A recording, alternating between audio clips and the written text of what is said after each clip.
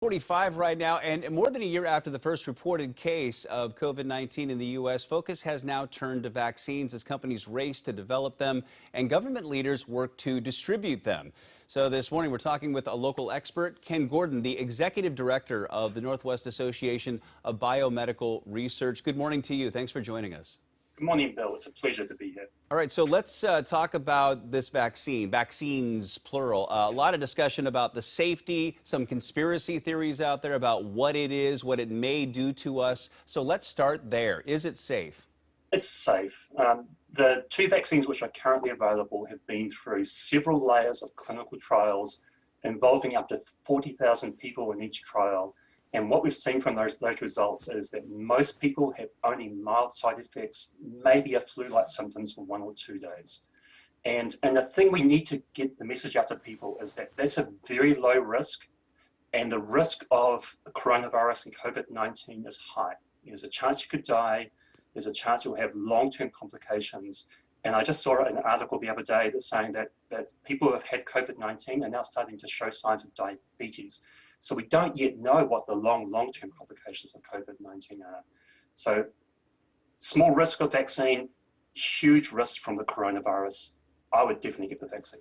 All right, let's talk about the effectiveness of these vaccines. And now we're seeing variants of COVID out there. We understand some vaccines are not as effective against these variants. So what does this mean for us, and what does this do to the overall rollout of the vaccines?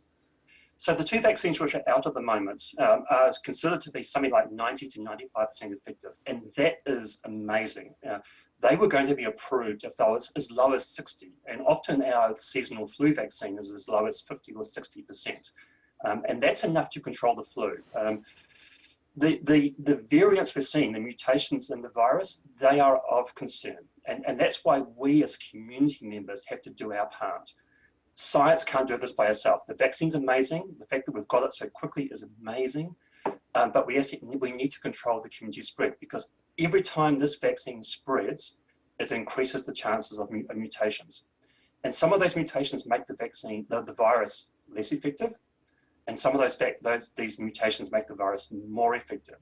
And we do not want this virus to get a hold on us. So we have to do our part. We have to get vaccinated.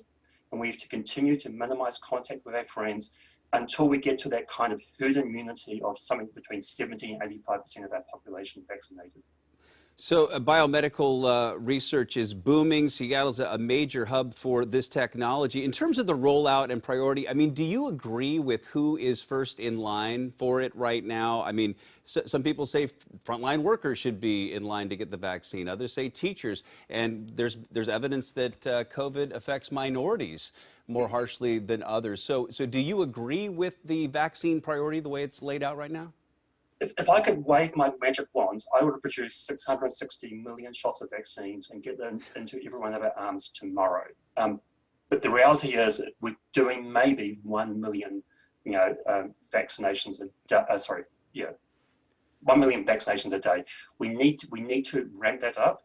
And the priority is going to the people who have been most seriously impacted by the disease, the people who are dying and having the most horrible complications. And I think in Washington State, they've done quite a good job. I think in King County, they've done quite a good job in communicating that and telling people like me who are relatively healthy, keep doing your social distancing your way. You're a lower priority. And people who are frontline workers, I think school teachers will be the next in line, people in aged care facilities, healthcare workers, of course, they have to get the vaccine first. Just one last question, super quick. When do you think we will all get vaccinated and there will be enough vaccine available for all of us? I think we're going to be looking towards the end of the summer. And so I would encourage people who listen to the show to register on Washington Phase Finder. Put your information in there. They'll let you know when the vaccine is available to you and when you can get an appointment.